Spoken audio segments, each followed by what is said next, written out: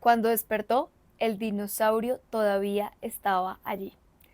Este es uno de los cuentos cortos más famosos de la historia de la literatura española, escrita por el guatemalteco Augusto Monterroso. Y hoy en este video de conciencia, quédate para aprender todo sobre el poder de las historias. Así que, bienvenidos.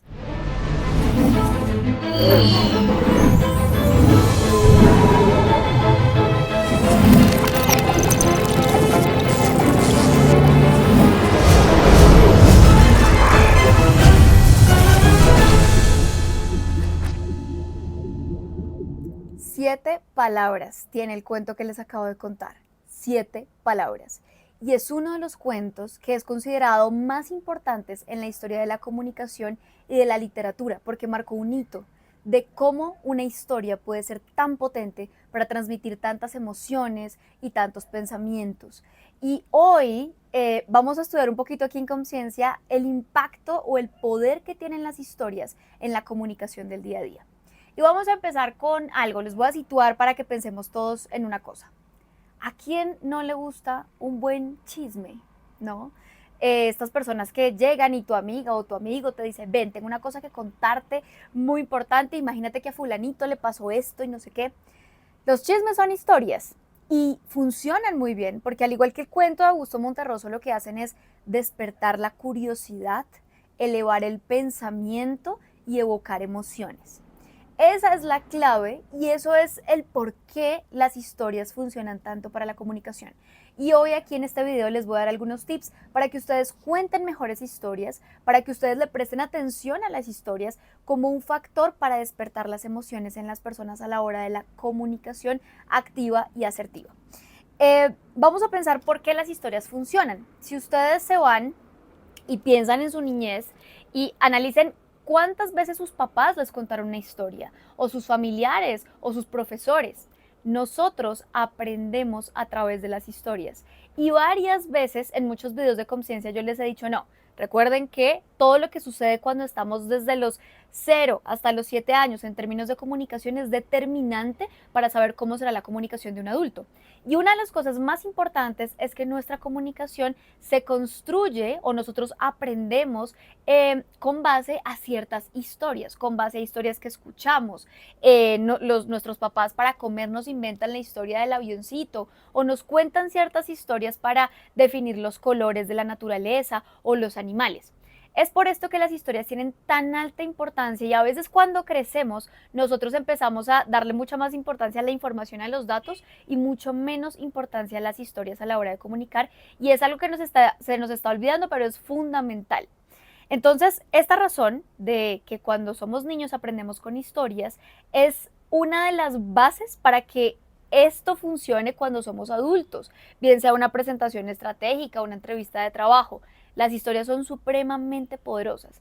Pero, ¿cómo contar historias? Entonces, voy a contarles aquí algunos tips muy rápidos que anoté para ustedes de los tips principales de cómo contar una buena historia. Ustedes saben que existe mucha literatura sobre las historias, pero sobre todo hay alguien que exploró muy bien la importancia de las historias, que fue Aristóteles.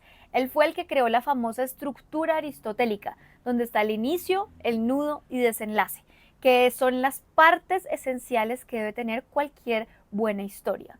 Pero una primera cosa que quiero decirles y es que se den cuenta que las historias no tienen que ser estructurales o cronológicas. Ustedes pueden empezar por el final y luego llegar al principio, pueden empezar por el nudo, por la problemática y luego describir las situaciones. Entonces, si bien el primer tip que les doy es sí, tengan en cuenta el inicio, el nudo y el desenlace, es importante que sepan que una buena historia puede empezar desde cualquiera de los 3 puntos, no necesariamente tiene que ser cronológica. Pero hay algunos aspectos que aquí como tercer tip se los quiero dar, sí es importante que tengan en cuenta. Por ejemplo, piensen que toda buena historia tiene un contexto. ¿Qué quiere decir contexto?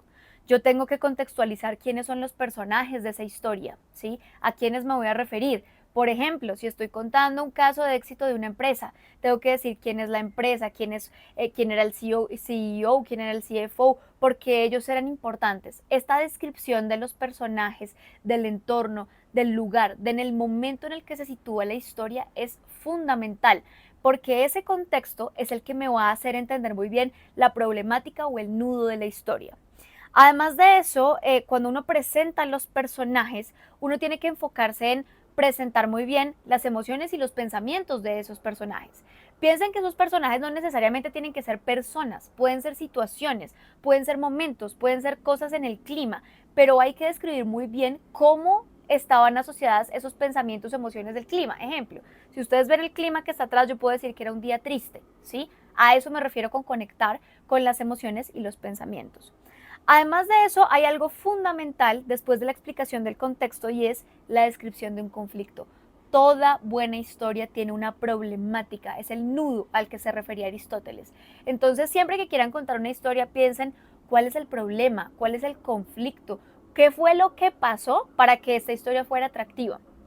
Después de eso, se cuenta cuál es la transformación de esa historia, ¿sí? Cómo se transforma ese personaje principal o esa situación o eso que yo estoy describiendo más adelante después de superar el conflicto. Y al final yo debo dejar lo que llamaban antes como el desenlace o la moraleja, pero más allá de eso yo tengo que dejar un mensaje hacia el futuro, ¿sí? ¿Qué viene hacia adelante? Ese y fueron felices para siempre. ¿Qué es eso que me hace a mí proyectar el futuro de esa historia y que no me quede como abierta o inconclusa?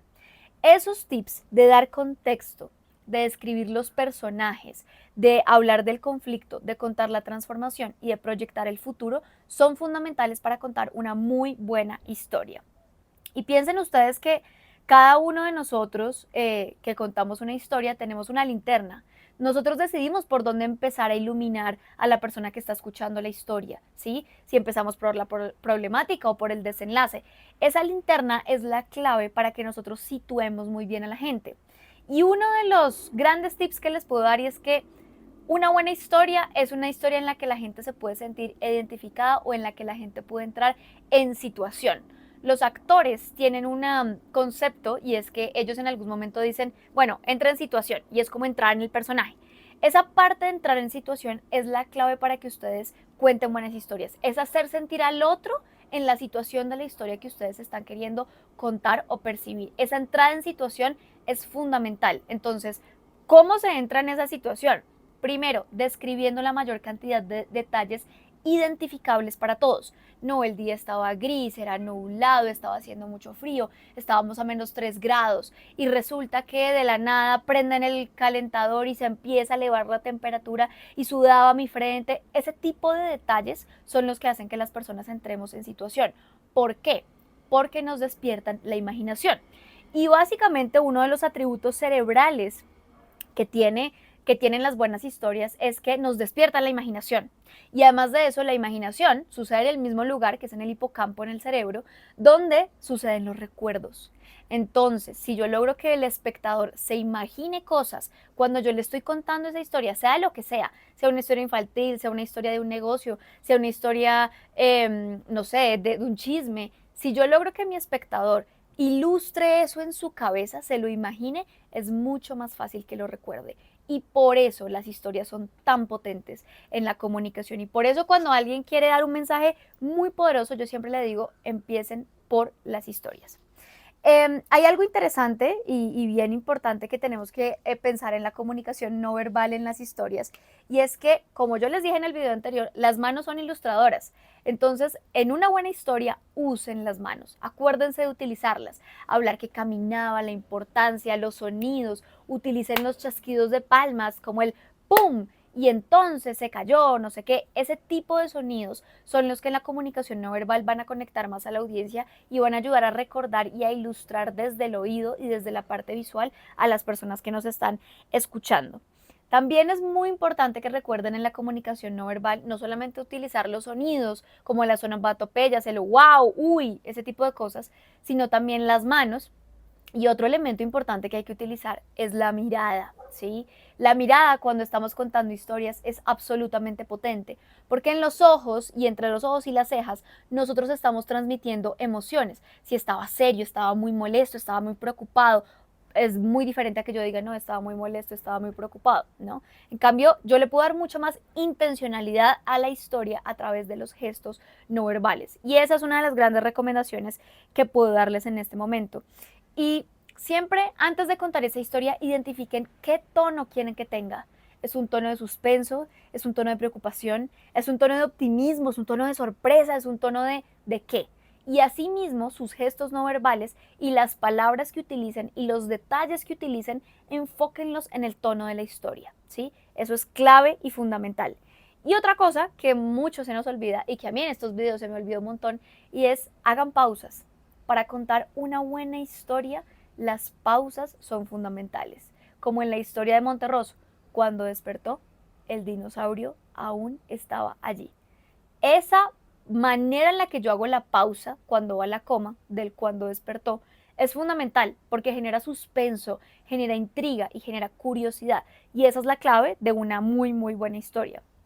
Y básicamente siempre es importante que nosotros pensemos en la comunicación, que las historias son la base principal sobre la cual se crean emociones. Cuando ustedes se pregunten cómo crear emociones en sus discursos, busquen o piensen en una historia, en una anécdota que puedan contar asociado a ese concepto que ustedes quieren comunicar. Esto era todo por hoy, esto era lo que quería decirles sobre la importancia del impacto de las historias. Recuerden siempre que no importa de dónde empiecen o dónde terminen, pero siempre sigan la estructura de doy el contexto, expreso el conflicto, cuento la transformación y veo cómo va hacia el futuro. Utilicen la comunicación no verbal a su favor y piensen que las buenas historias pueden tener 7 palabras o pueden ser un libro de 1000 páginas. Lo importante es cómo las cuentan, qué tono utilizan y cuál es el objetivo de contar esa historia y cómo lo relacionan con su contexto o con su concepto principal. Les agradezco mucho por ver estos videos de conciencia. Nos vemos en un próximo video y espero que utilicen las historias para potenciar su comunicación en el día a día. Todos los comentarios y sugerencias son bienvenidos y recuerden que la clave para mejorar la comunicación es hacer conciencia de ella. Les mando un abrazo y nos vemos en el próximo video.